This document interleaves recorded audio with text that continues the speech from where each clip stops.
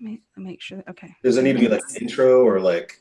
Yeah, I'll do like a quick intro, introduce you both. It should be, there we go. Okay, just smile. It should be starting shortly.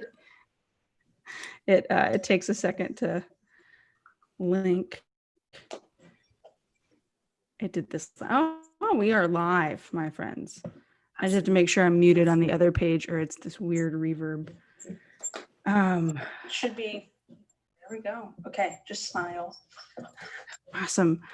Everybody, thank you so much for joining us for Ave Explores Live here on the Ave Maria Facebook page and YouTube page. If you see me looking to the side, I have a second screen. I'm not ignoring you. We are joined tonight by two of my favorite people in the world in ministry. We should have all seen each other this summer, so this is kind of like a nice little replacement.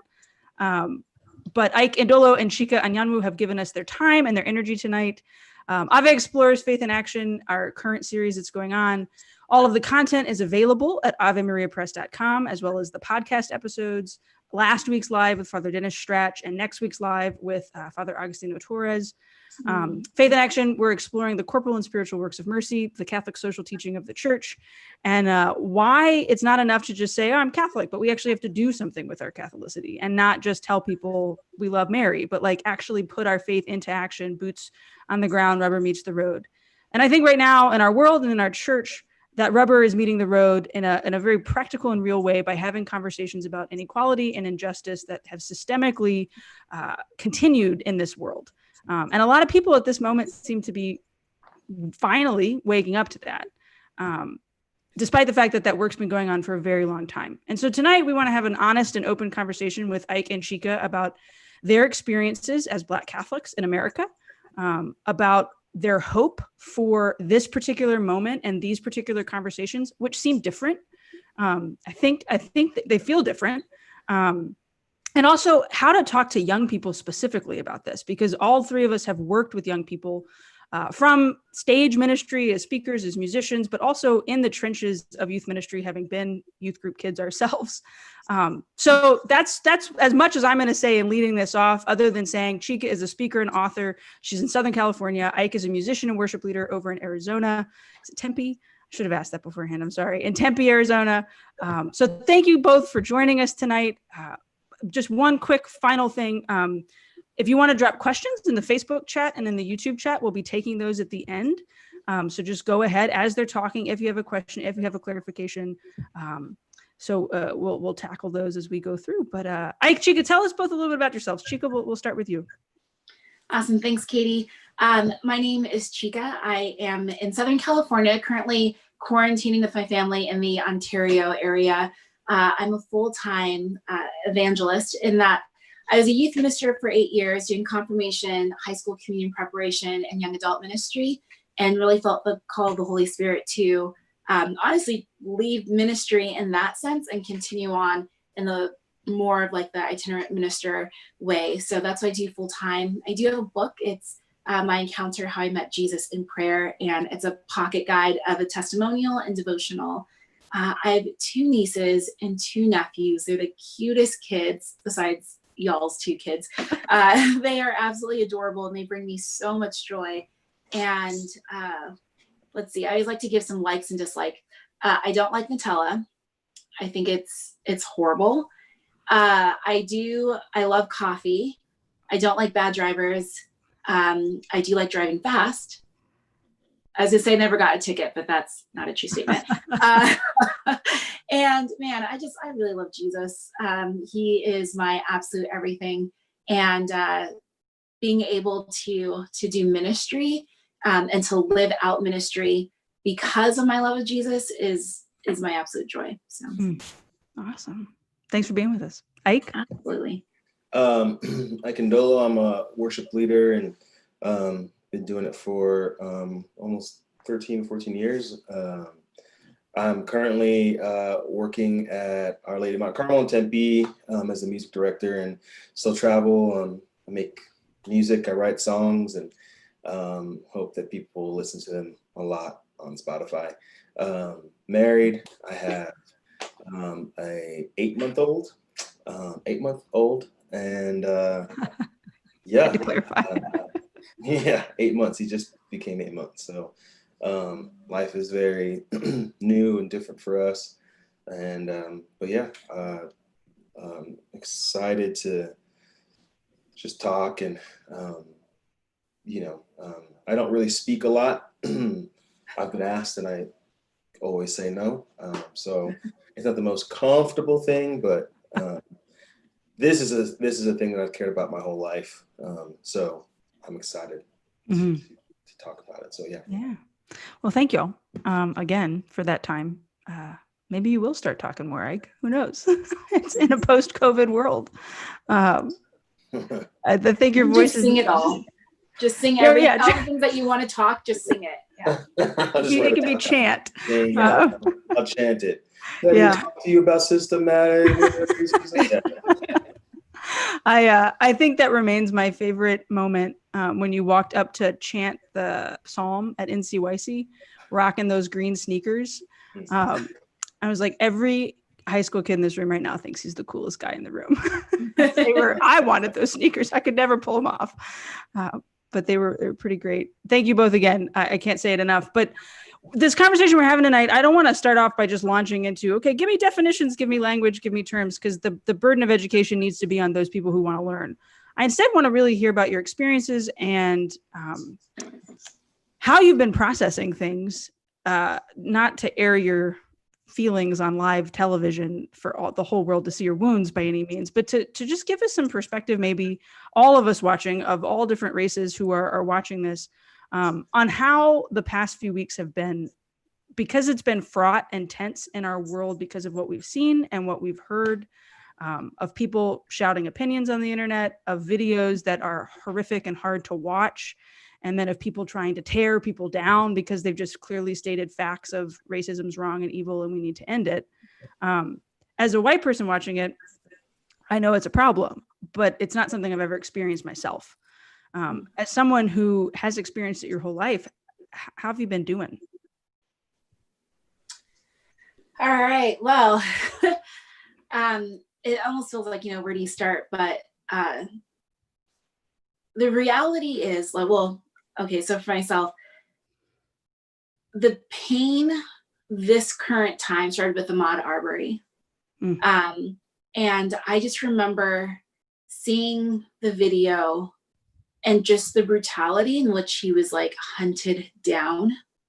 And to see people like make all these excuses for like, oh, well, he should have been, and then just but it was so just hurtful and harmful for me personally, because we all know, like as Catholics, like we are all sinners. And I just think of like the times where I've done something wrong. What if something happens to me and what will people say about me? Like, oh, well, she, like this one time she got a ticket. She was doing 80 and a 60 and she got it like, or 85 to 65, whatever. She's going 20 over and she got a ticket. So therefore this is, so to see people dehumanize another, it really wounds the heart. And especially knowing the history of racism in America, it wounds the Black heart, like our hearts, the heart of Black America. And as we now see with the protests, like all over the world, my friend Alex Gotay and I, we did an Instagram video together, and just the response that came from it made me realize that our hurts, as much as we can sometimes feel like they're our own, other people are experiencing this too. And before we can even, bat an eye, there's a harassment of Christian Cooper, a young man who is a young adult who was, birding in, I think it was New York, and a white woman calls the police on him because her dog is unleashed, and he corrects her and she doesn't like it. And she calls the police and says, I'm going to tell the police an African-American man is threatening me and my dog. And she did that because she knew what that meant. There's no denying, and she even apologized because she knew that calling the police on an African-American meant that there is a possibility that there would be something called like death by cop. And just that the same day that I heard that story was also, I believe it was Memorial Day, which is the same day of George Floyd's death. So I wake up in the morning and one of the hardest things ever is to check my phone. because when I check my phone in the morning, I don't know what's going to be on there. Like that sort of anxiety of what will I see? Who is next? What is the next name that we will need to try to keep in memory? And with people wanting to hear more, like, so there's that experience of like, God, this sucks. This is another person, another day, another Black man, whether in a Black woman, like Breonna Taylor included. Then people are asking questions like, tell me your experience. We want to know more. We want to learn. Praise be to God. I want to be that person to share those experiences. What I didn't expect, though, was the ripping off of old wounds, the Band-Aids of old wounds, going deep into memory of things that either I suppressed or I thought were healed over and scabbed over, and literally feeling like I'm reopening those wounds and sharing with people these incidences that, again, they're not just like, oh, somebody called me a name. It's someone looked at me and identified me as other. Katie, I don't know if I'm allowed to use terms as they are. Tell me yes, no. Let's not. Okay. So like there are kids watching, I think, with families. Sure. Yeah. Not to dull it down by any means. I just don't want a mom or dad in the room to be caught off guard. Yeah. Thank you for that. No, I get that. And that should even tell you that a child should never hear those words. Right. And so seeing the N-word spray painted on our sidewalk as a little kid, being followed in stores, being called the N-word in 4th grade, having a teacher who treated me awfully, in mass, having people, I shared a story of a woman who I sat behind her, like, but to the side, off to the side of her, and she looked at me and scowled, and she like grabbed her purse and moved to another pew. You know, when I go to most churches, I'm the only Black person there. So everyone stares at me and it's like, no, I actually am registered at this parish, like chill. Or it's, yeah, or like I feel like I'm on display a lot of times. And I'm used to usually being the only Black person in a room at Catholic events, unless Ike is there, praise be to Jesus. But I'm used to that. And but I realize that that's not something that should be. I shouldn't be used to that. So yeah, the processing has been also being a speaker. I've had people say like, you know, oh yeah, we need a person of color. And that's like the first things out of their mouth when they hear that I share the gospel full time in this way. And that wounds me because I'm like, can't you just say like, we want you, because we've heard the goodness of God come from your mouth, and we've seen what God has done, or someone has told us, rather than like, oh yeah, let's fill a quota. So sometimes I look back and I'm like, were you using me? Was I a commodity? Or was this a reality of like, no, we want you? And so that really sucks, having to go back and think of, did you really want me, or did you just want the outward me? And I remember having that conversation with Father Josh Johnson, who you had on with Sister Josephine. And, you know, he said to me like, you know, so what if they want you because you're a woman of color? Because they will hear you and they will know that you're a woman of God. And I think to myself, like those wounds, those hardships of hearing like, oh yeah, you know, we need more POC. If I have to take that on a little bit so that brothers and sisters can come up after me and they don't have to hear that, because people say like, yes, we trust. Gosh, man, even just saying that is harmful. This is what happens. Like I'm processing as I go. No, and that's rambling. Yeah. Oh, please. I mean, yeah, it's the sense of like, I'm not trying to play martyr. I'm not trying to play victim, but somebody needs to be first, or somebody needs to go ahead of others to make a way.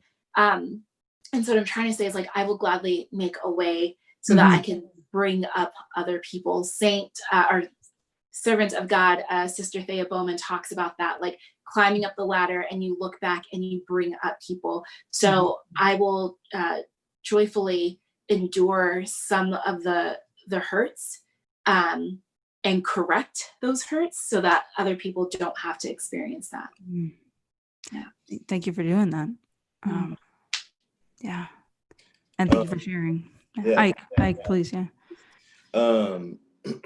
Yeah, I think this is it's such a hard thing. You talk about like collective trauma and having to go through the cycle all over again is really exhausting.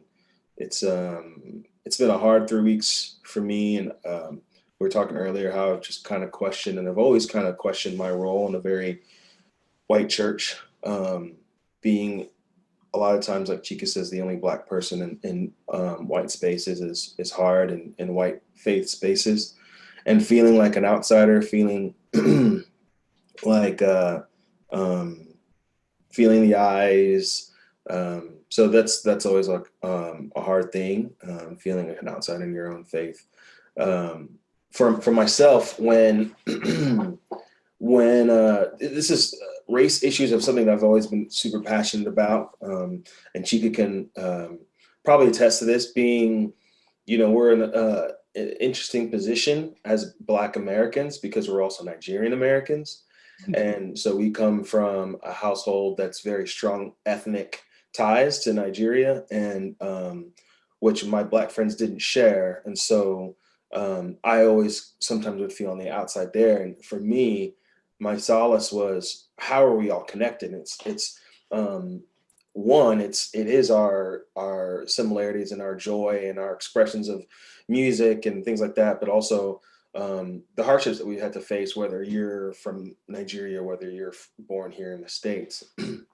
And so that's always been something I've been super passionate about. And but for me, I never really spoke about it or talked about it really. And I play songs, and just kind of, I've always just hid behind my guitar. And when Trayvon Martin was killed, was just a intensely hard moment for the Black community at large. I think for myself, it hit me that I felt like I had been silent for a long time, and just kind of trying to ignore, racism, even though you can't ignore it, but I would think, well, I'll just endure these things silently, the looks, the pullovers or whatever, and I'll just keep going.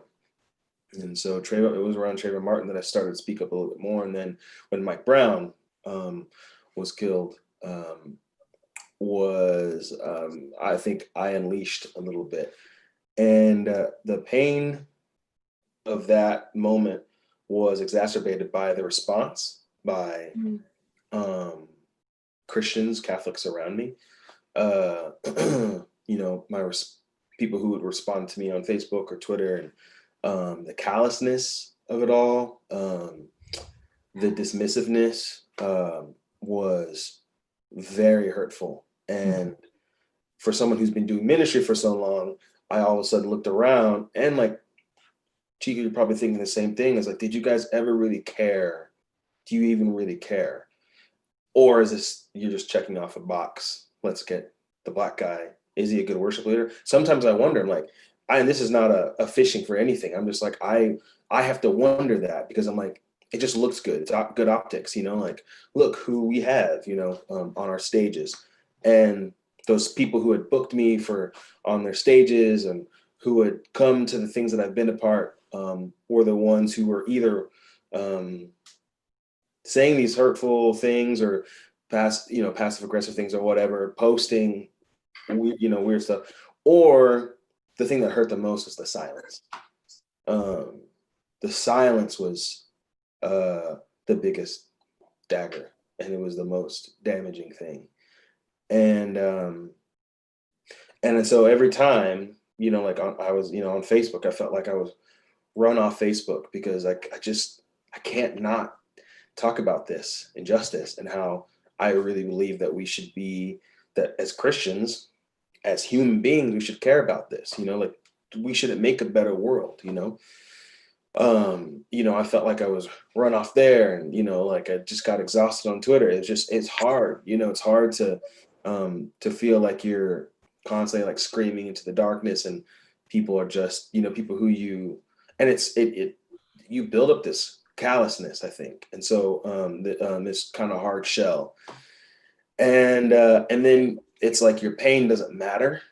So even when I bring up things, it's like it was almost dismissed. And so it was a really rough time. And so it's like and it keeps happening over and over and over again. And in this moment has been this huge watershed moment. People are really I've been encouraged by, you know, seeing people speak up more than I ever have, which is great. But if I'm honest, and we talked about this earlier, I'm tired, man. I'm like just tired, you know. And, you know, we were talking about this earlier, you know, I've always kind of felt like, okay, I want to be that person that allows all people to share their beliefs on like my social media pages and whatnot, da da da da.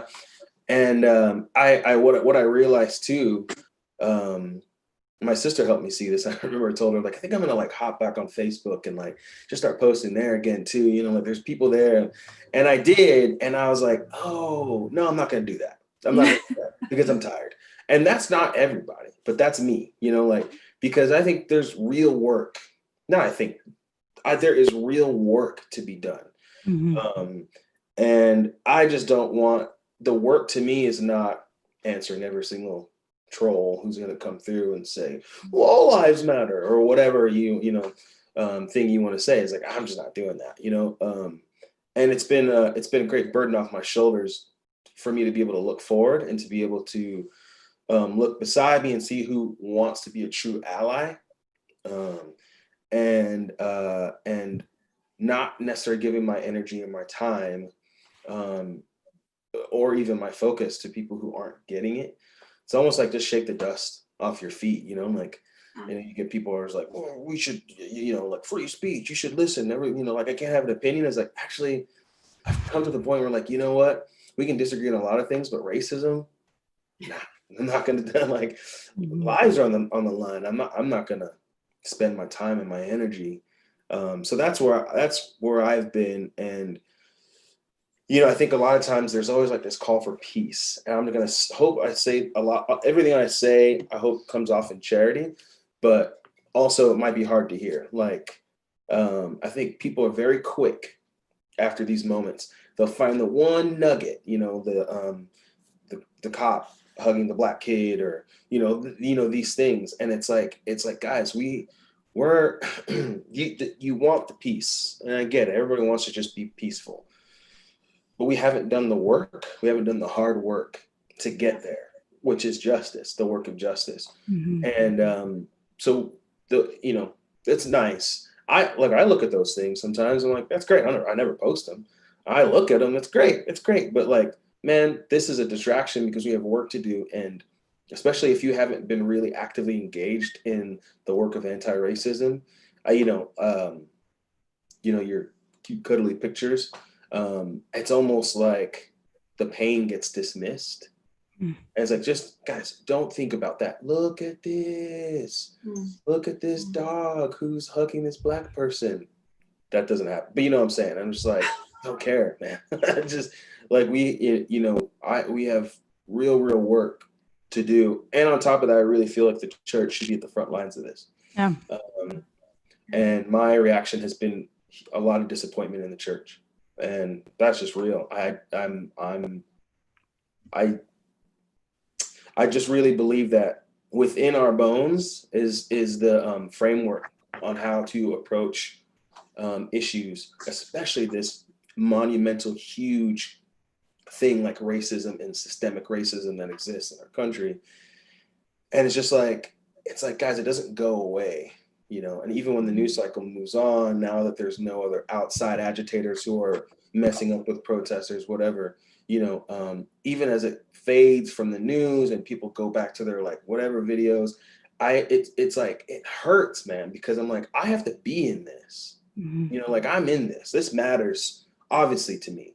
You know, like this matters to me because like we're talking about Ahmad, like that dude was just running. I like to run. You know, I like to be outside. Like John Crawford, I go to stores, you know, sometimes I pick up stuff, you know, I'm on my phone, you know, like Breonna Taylor, I'm in my house all the time, sleeping in my bed, doing nothing. You know what I'm saying? Like these are things that affect me. And it's like, and it kind of stinks when you're like, okay, well, clearly I have to care about this because I care about my life, you know, I care about, you know, the lives of my other Black friends, my Black family. But you don't need a Black friend or Black spouse or whatever to be in the work of anti-racism. And once this starts to fade away, protesters are still out there. And I'm blown away by the energy. But it's already starting to fade. You know, it's starting to fade, and people are starting to kind of go back to their regular lives, and that's where it hurts. If I lost my dad died when I was, or almost 6 years ago, and you know, it's like a death in the family. You know, like you know, people are really kind. You know, they're really kind to you. You know, in the days or weeks afterwards, but then they kind of get to move on with their lives, and the person who's lost a loved one, they don't really, like they're always gonna feel that. You know, you know, and it's normal, it's natural, of course. You know, you move on because you're not in it, but we're all in this. You know, like we all have a hand in this, and the church especially should have her hands all over this because this is a life issue. So I'm tired. You know, I'm tired. I'm tired, but I am also energized at the same time and hopeful. Yeah. Well, I appreciate you saying that the church should have her hands all over this because, you know, we say we have these principles of social teaching that are a treasure of our church. We say we care about the lives of all people, those who are oppressed, especially. I, again, don't want to put the burden of education upon the two of you, but how you two, as oftentimes the only Black person in the room of a Catholic church or at a Catholic event, what would you want to see parishes, schools, youth ministry groups doing?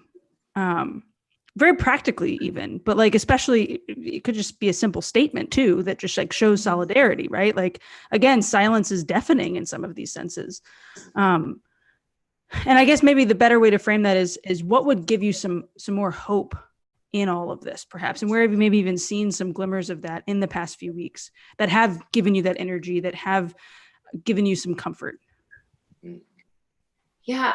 So I used to work at a great parish in Rancho Cucamonga, California called Sacred Heart. And one of the things that I love that they do there, and I'd encourage other parishes to do something similar, is, again, look at the imagery that you have in your parish.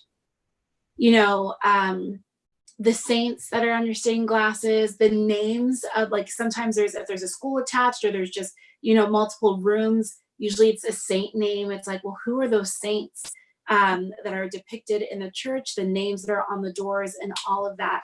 At our parish, in our hall, we have something called the Wall of Saints. And there are saints of just about like every region. So you can walk into that hall and you can identify yourself in one of those saints. So whether it's Saint Kateri, I'm horrible with names. I don't know why I started naming saints. Oh my gosh, Saint Lorenzo, I think he's the Filipino saint. I'm going to stop there because I can't remember the rest of them, but there's just saints of just about every region. So you can look at yourself. And I think representation representation matters. Can you see yourself in the ways of, in the area of your church, whether it's the imagery, the lectors, who's reading at Mass, are the extraordinary ministers? If you are in a predominantly, like, I know a lot of people say like, well, there's just not, like, our community is pretty white. Well, your parish maybe, but what about the parish boundaries? Have you gone outside of your church doors to look out and say, oh yeah, well, there's this group over here and that group. And a lot of times there's fear of not wanting to invite other people because you don't know how to interact. And that tells you something. As a part of a ministry where I remember someone just shared that, you know, her teammates didn't know how to interact with this group of Black teens, and is like, why? They're teens. Like they're just teens, you know? So you have to, and that tells you, everything tells you something. The fact that you look at Black people and there's fear or intimidation, or you're like, they're other, I don't know how to do, you know, this ministry with them. So maybe you're like a parish can put together a team that's on evangelization. And sometimes you do need to bring someone in to say, like, this is how you evangelize, period, flat out. This is how you evangelize. These are things that you can do for our Hispanic community, our Asian community, our Black community, so on and so forth, our Indigenous community. Like, what can you do to evangelize? Again, the representation matters. When I was a confirmation coordinator, in this parish, there's a lot of El Salvadorians, Guatemalans, Hondurans, Filipinos, some Nigerians. The Indian community is growing in that parish. So my team looked like the community. So again, who are the teachers? Who are the catechists? Who are the volunteers? They look like the community. So our teams can say, oh yeah, I know this person, may understand. And sometimes it's not the one that you think they're going to go to and gravitate towards. It's going to be someone completely opposite, because we also have different charisms. We have different gifts and fruits of the Holy Spirit. So you need people who are just like, who are not all the same. And this can even be temperaments or personality traits. You need all sorts of people so that when you come together, things that you don't see, other people can pick up and make you aware of. So I think the biggest thing is representation in all areas, especially in leadership.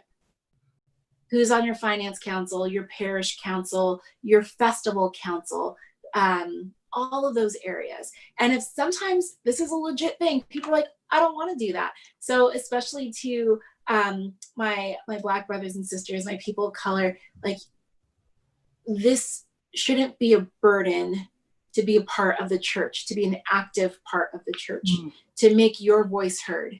So we can't sit back and say, this is wrong, this is wrong, this is wrong, but I don't want to help. Feel tired, be rejuvenized, and say, this is where I can help. If you don't feel comfortable in one area, then know your gifts and know where you can be of service to the church, because the church needs you. And that's really important. And I just wanted to, like, I've been praying with some words of Sister Thea Bowman, and she was talking to the USCCB in 1989, and she says this, and talking about, you know, when there were protests and, you know, the civil rights movement, like, where were the clergy? She says, and you remember what they did with the clergy and the bishops in those old days. Where'd they put them? Right up in front, to lead the people in solidarity with our brothers and sisters in the church who suffer. Now, she was talking about just everywhere. She mentioned South Africa, Poland, Ireland, Nicaragua, Guatemala, Northern Ireland, but here in the States. So where should our bishops be, our church leaders, our priests, our clergy, our sisters? In the front. Like, where was Jesus? He's leading the charge. He's leading the way to Calvary. He's showing us how to die to self so we can die for others. Bishops and priests and clergy, if I can speak to you for a moment with all love as your daughter, as your sister. The reason why you hear so many of us say, like, can you just say something? It's because a lot of times we suffer in silence, or we're just so quiet. So for those who think like this is all new, this isn't new. The generations before us have suffered in silence, or just in their groups, maybe not in silence, but just to each other. But how beautiful would it be to hear from the pulpit your encouragement, your solidarity, your I am with you, I see you. To not worry about those who may be so offended that they would pull their funding, that's okay. The church knows how to take care of herself. The church knows how to, if there's something that I really particularly love about the Black community and the Nigerian community. Recently, there have been some family friends who passed away, and even was it last night or the night before, a family friend who passed away. So what does my mom do? She gathers what she needs to go to their house and to sit with them, to mourn with them. The church, the community needs to be there for the community. We will raise funds, we will do the dinners, we will do all the things, but we need to know that we have your support, that we have your love, that we have your acknowledgement, and that acknowledgement turns into action, that you're not silent. We speak, and rightfully so, against the evil of abortion, because we know that a baby is so sacred, that the human person is so sacred. We speak, and rightfully so, against end of life intervention, euthanasia, and all of those things, because again, we know about the true reality of death with dignity.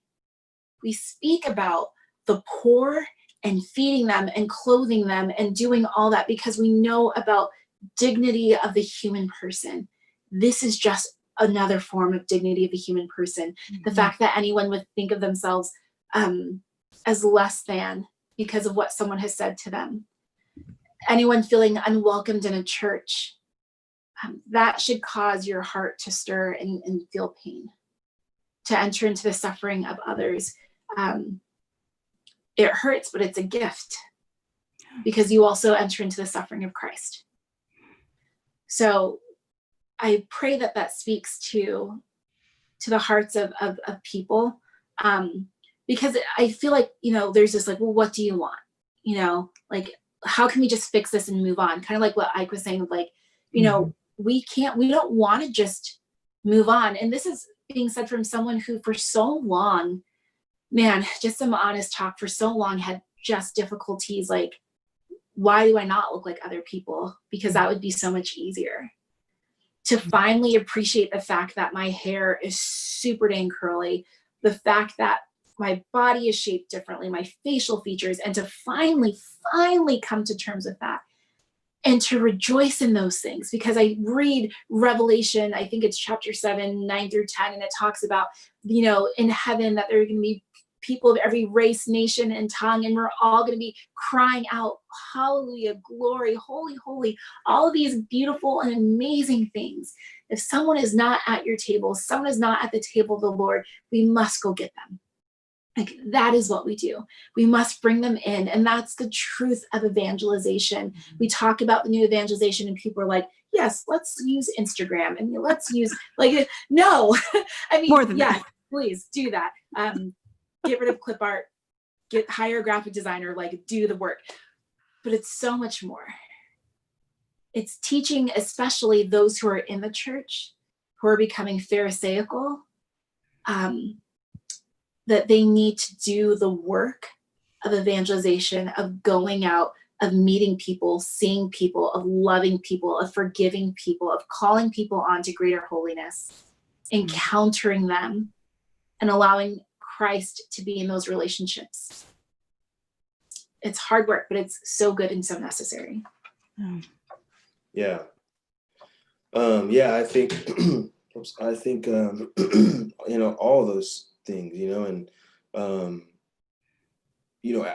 I'm on there's a kind of task force thing that I'm on with the Diocese of Phoenix, and same question was asked, and I think really simple in this time. I think there's just been this narrative that's running, that there are movements or organizations out there who are doing this justice work that we can't associate with. So priests or bishops won't say Black Lives Matter because they have an issue with the Black Lives Matter movement, things like that. And I'd say the first thing, if someone would ask me, is like, well, can you say that? Can you just, I had a debate with this person who I, on Twitter years ago, and he was like, well, Black Lives Matter this and da da da, and there all these things. And I was like, listen, man, I mean, you're talking, you're talking like this political language, and I'm just asking you, do you think Black Lives Matter? And he hemmed and hawed, like, well, do you think Black Lives Matter? And he's like, well, yes. I'm like, okay, good, welcome to the movement. Like that, what I'm saying? Like, and so, talk about it, man. Like, and I'm talking about leverage your privilege, your following, and your brand or whatever it is, and speak on it. And this is what I believe about racism in our country. Especially here in the United States, it's not like some peripheral thing. In my opinion, I think that racism, white supremacy, is the root of so much darkness and evil in this country. And for us as a country, as a people, to see real change, like if you want to see real, authentic coming together, then I feel like we as a country need to make a move of the heart. We need to repent. And I say we, not necessarily me. I did not partake in this. Right. I didn't, nor do I benefit from it, and it's uncomfortable when I say, Katie, you benefit from white privilege. That's an uncomfortable thing.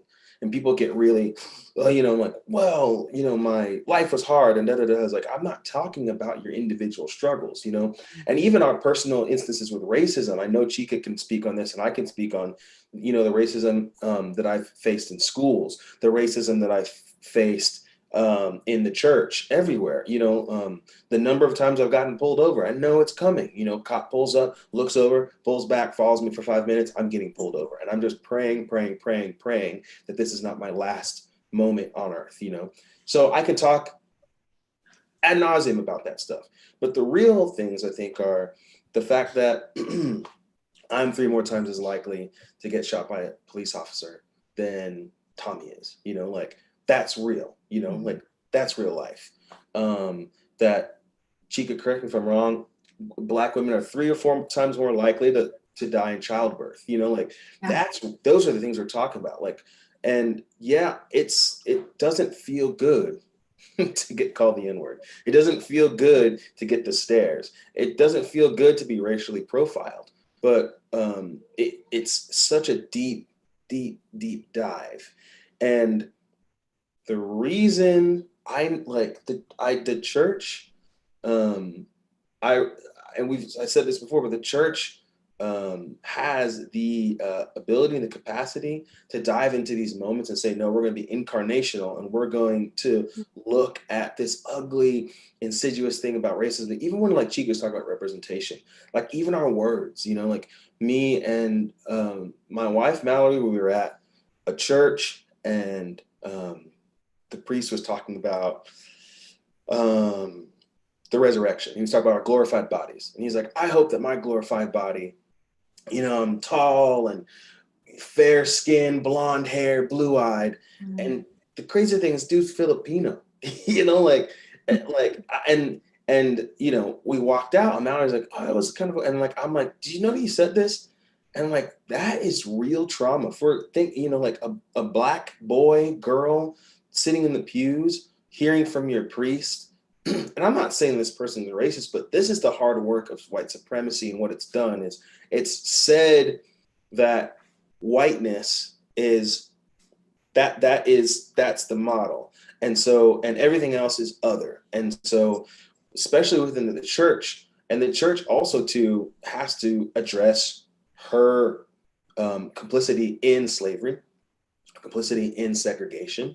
And right now, people always say, well, if I was in Nazi Germany, I would be doing this. If I was, living in the 60s in the civil rights movement, I'd be doing this. That's what this is, like, and so I think we get so, like, there's always this narrative is like, well, we can't do what they're doing. We can't be like them. Let's act like the church. And I'm like, okay, but do you like, Do you know what you're saying when you say that? Jesus was incarnational. Like, he tarnished his image all the time. He tarnished his image. And even like me saying that, I think it's just it makes me feel gross, because I'm like, we're talking about the work of justice. That is the work of the gospel. And so like, we're afraid that maybe somebody doesn't think the way we think, and so I can't say this phrase. But this is such an important thing to say. And we talk about racism as a sin. Yes, it is. But it's also within the bones, the very fabric of our country, of our nation. And we have never repented of it. The country has never repented of it. We have not done the work to remove the poison that it is from our bones. And what happens is, now every, several months, a Black woman or Black man is shot and killed, or by an officer, by a police officer, by a random citizen. And we go through this rage cycle. And it's, for myself, I know I'll speak for myself, it's tiring to go through that continually. It's tiring. And like, you get a few more heads popping, and it was like, hey, that is wrong. And then they're like, okay, see you later. And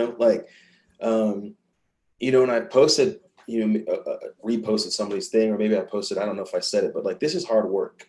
It's going to be hard work, like Chika said, and it's going to be long work, like long work. But I think it's going to be worth it to create a more equal and equitable society, especially for the downtrodden and the oppressed and the marginalized. And that's Black and brown people, especially Black people who have been systematically separated from all they know, kept away from the American dream,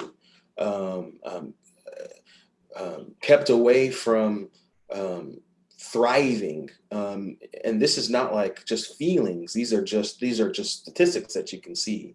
And so I think the Catholic Church especially, needs to be on the front lines of this and saying, this is something that, one, we are complicit in, the church is complicit in, and that we need to spend so much energy reversing, and rectifying and repenting and working towards a more just society. So, but what does that mean? It's okay to just post a post, like, everyone wants to talk about social media, like, oh, social media, hate it. It's like, listen, man, that's where we at. That's what we got. We got social media, and so, and you're like, well, I don't really post on social media. I had someone message me years ago, and the conversation kind of went, it's like, what should I do? I'm like, here's some things. And it was exhausting, but I was like, let me just say this, do this, and then I said, you need to speak out amongst your white, because those are spaces I can be in, but the atmosphere changes when I'm in them, So as a white person, around your white friends, around your white family, if you're hearing things, those are the times where you need to speak up. So you posting a post on Facebook may seem trivial, but then all of a sudden, aunt whatever or uncle whatever is like, wait a minute, why are you thinking? And like, that's uncomfortable. You have to see them at Thanksgiving, but you know what? That's work, right? That's the hard work. And so, yeah, don't post, because I'm never on Facebook, or I never post anything on Instagram, but that's silence. And because where else are you going to speak on it? And so, and if you are speaking on it in your life, to your friends, to your family, great. But that is, I think, going into those uncomfortable places, and saying, listen, man, racism is no longer accepted in my life. It's abhorrent to me. I can't even stomach it. And so, and I'm going to tell you so, and I'm going to correct you. And you are going to be able to speak into that amongst your white friends that I wouldn't ever. Nope.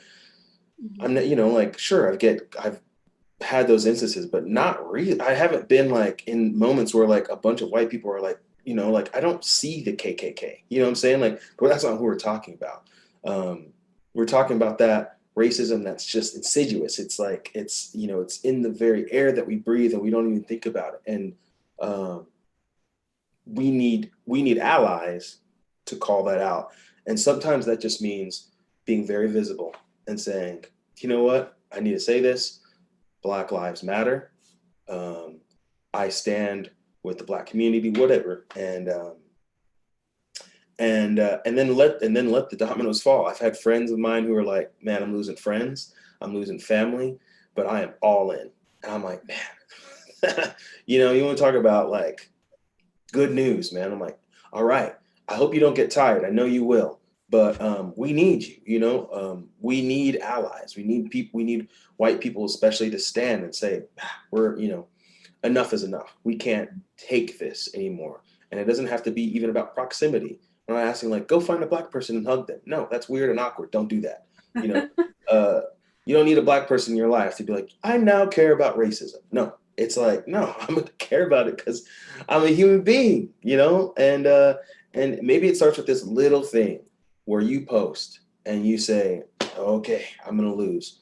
And best believe, and I have receipts for this. We're gonna get, you know, I'm gonna let y'all know, you know, like there was a gig that I was supposed to do, and I got an email from another person who said, Ike is not able to do this event because of his posts on social media. That's a real thing that I have. I've never emailed this person directly because I've just suffered these things, but that's real life. And like you said, Katie, like, could I just blow this dude's world up?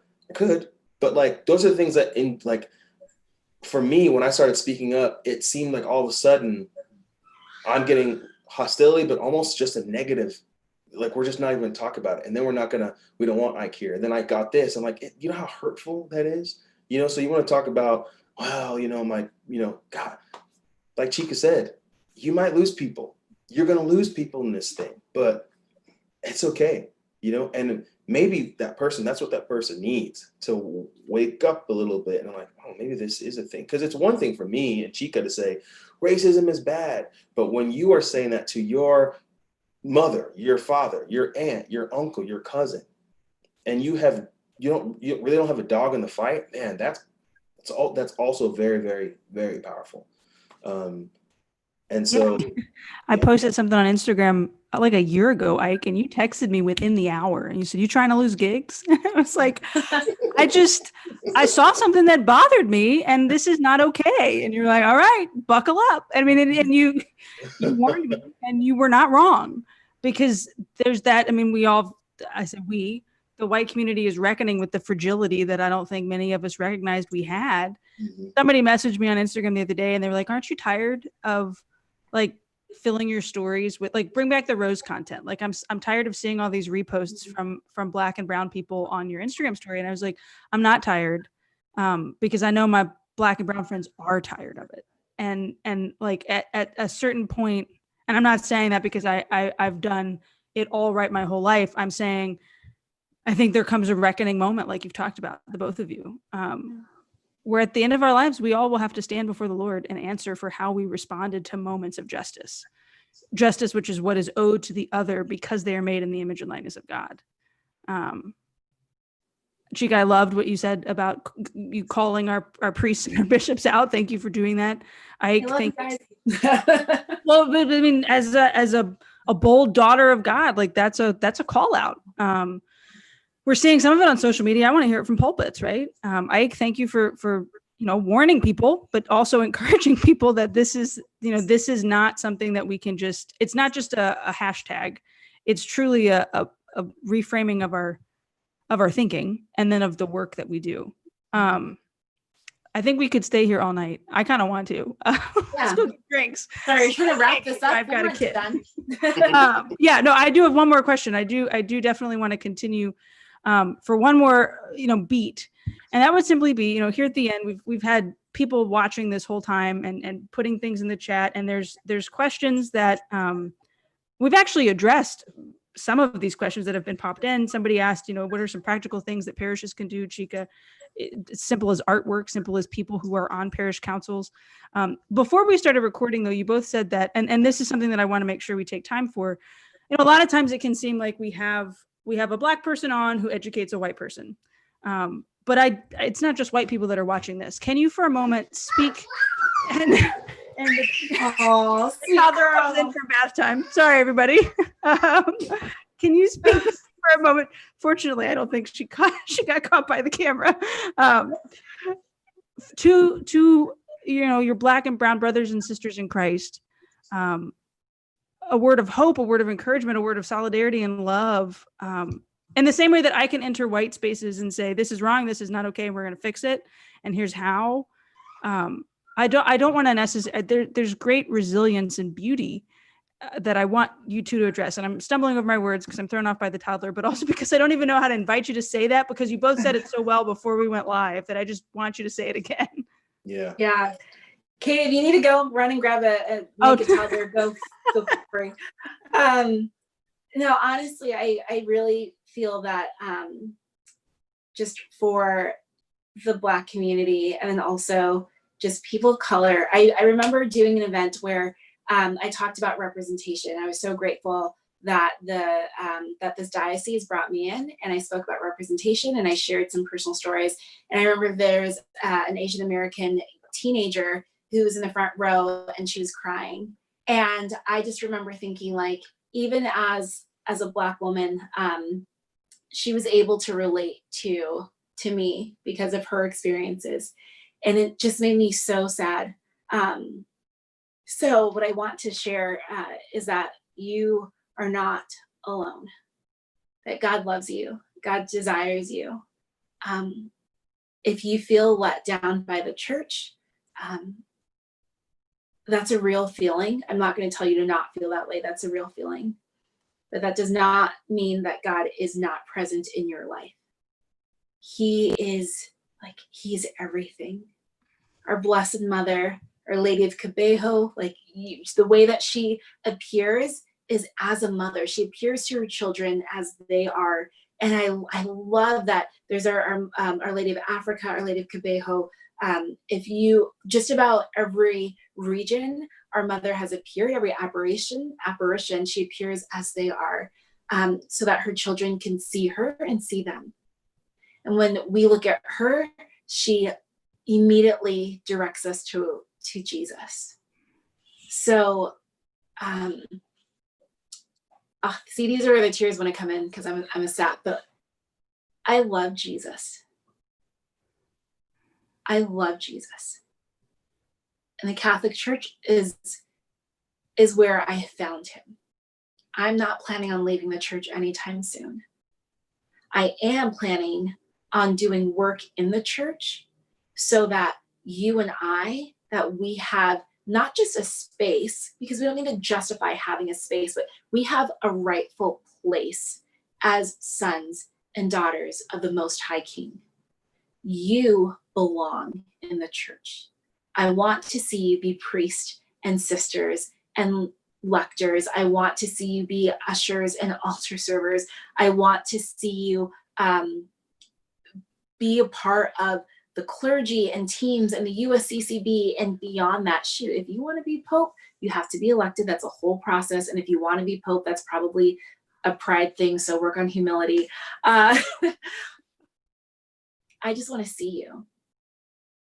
And I know that it hurts that, Ike and I are talking about the possibility of losing jobs or ministry events. And we will go where the Lord calls us. If we need to shake off the dust from our feet for a moment, then that's perfectly fine. And then we move on to the next place. Do not stop. But also take care of yourself. I say this as someone who struggles with anxiety and a lot of sleepless nights. And there are times where I just need to step away from the news. I need to step away from social media. And I just need to immerse myself in Jesus. So do not forget to read scripture. Do not forget to just be in love with our Lord. And then when you're rejuvenized, to look back and to work on mentorship. Who can you bring into the fold? Who can you bring into the work in the vineyard? Who can you tutor and teach and mentor? Like, that is so important. You are not an island unto yourself. There are others around you. You have support. Reach out if you need it. Take a break if you need it. Check on your mental health. Check on each other. But keep going. God loves you so much. Your hair, your skin, your nose, your legs, your everything about you is so dang good. You are good and beautiful. So keep going. Make your presence known. This isn't, gosh, it really isn't a pride thing. It's a dignity thing. You have dignity. You have worth and value that no one can place on you and no one can take away. It is from the Lord. So keep going, sweet baby. No, I'm gonna cry. Black people, Black Catholics, this has been a hard time, and I hope you guys are all right. For me, I've discovered just so many amazing Black people, especially Black women, Catholic Black women on Instagram and Twitter, and it's just, man, it's been, I don't know how to describe it. It's been such a beautiful blessing. I'm on a Black Catholics Facebook, and there's like 400, and like it's 400 people. I'm like, man, this is filling me up. And I was I don't know what it's like for everybody in their respective quarantine zones. In in Arizona, we're not doing so great, but things are opened up a little bit, and so I was trying to, but we're still trying to be cautious, obviously, and I tried to cut my hair on my own because I saw some Instagram ads that gave me this confidence that I shouldn't have had, and I just went, and my wife's like, "Why would you just go in and buzz, right?" And I'm like, "I don't know, I had the videos in my head." Anyway, long story short, I was like, fine, like, okay, I know my barber's open. I'm just gonna go. Hopefully they're doing the work. They're being safe. So I went in there, and they got all the things up, masks and the whole thing. I was like, okay, I'm feeling good about this situation. And it's in the midst of all this going on. There's like a look, especially when you live in a place like me where there's not a lot of Black people. There's like a look that Black people give each other. It's like this knowing, like, like, see you, we're seen. And I walk in, and my barber's name is Sean, and I love him to death. And it's a weird thing to say about your barber, but it's just great. And he just looks at me, we look at each other, and like, he's like, okay, let's talk about it. And I just was able to unburden. Oh man, it was beautiful. He's an amazing dude. He's a believer, he's a Christian. And, I was, really feeling a lot of anger. I was going to confront this person, whatever. And he said to me, he's like, make sure you just do it in love. And I was like, oh my gosh, and I got home, and my good friend Brian Greenfield is another Catholic speaker, Black Catholic speaker from Florida. He's been a huge blessing in my life these past few years. His friendship, and we text each other, check on each other. And when I just got back from that barbershop, I talked to Brian for an hour.